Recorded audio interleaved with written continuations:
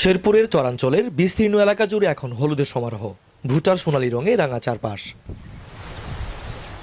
জমি থেকে ভুট্টা সংগ্রহের পর কৃষকের উঠানে ছড়িয়ে পড়ছে সেই আভা। কেউ করছেন মারাই, কেউ শুকাচ্ছেন ভুট্টা, আবার কেউ ব্যস্ত সঞ্চয়ের প্রস্তুতিতে।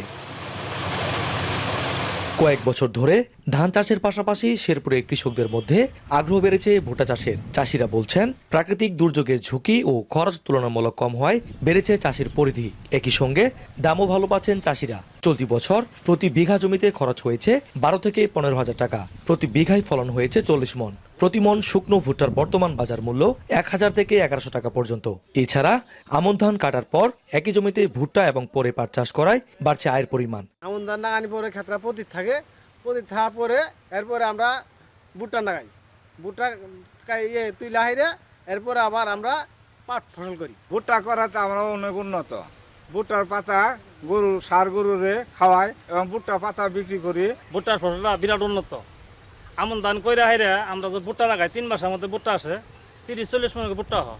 দামে বালা, কামলা নাই, পানি দেওয়ার লাগে না, সার দেওয়ার লাগে না, দামেও বালা। এই দিক দিয়ে আমরা লাভবান হয়ে ভুট্টা করি।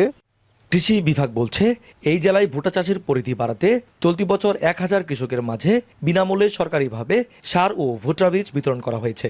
শেরপুর সদর উপজেলায় সবচেয়ে বেশি ভুট্টার আবাদ হয়ে থাকে এবং বিঘা প্রতি এটা 15 থেকে 20,000 টাকা খরচ হয় এবং খরচ বাদে প্রায় 20,000 টাকা গড়ে তাদের লাভ থাকে। চলতি বছর 5,350 হেক্টর জমিতে ভুট্টা চাষের লক্ষ্যমাত্রা নির্ধারণ করেছিল জেলা কৃষি বিভাগ, যেখানে বাম্পার ফলনে লক্ষ্যমাত্রা ছাড়িয়ে 5,450 হেক্টর জমিতে ভুট্টার চাষ হয়েছিল। এসব স্থান থেকে 54,250 মেট্রিক টন ভুট্টা উৎপাদন হবে, যার বাজার মূল্য আনুমানিক 542 কোটি টাকা। জাহিদুল খান সৌরভ, এখন শেরপুর।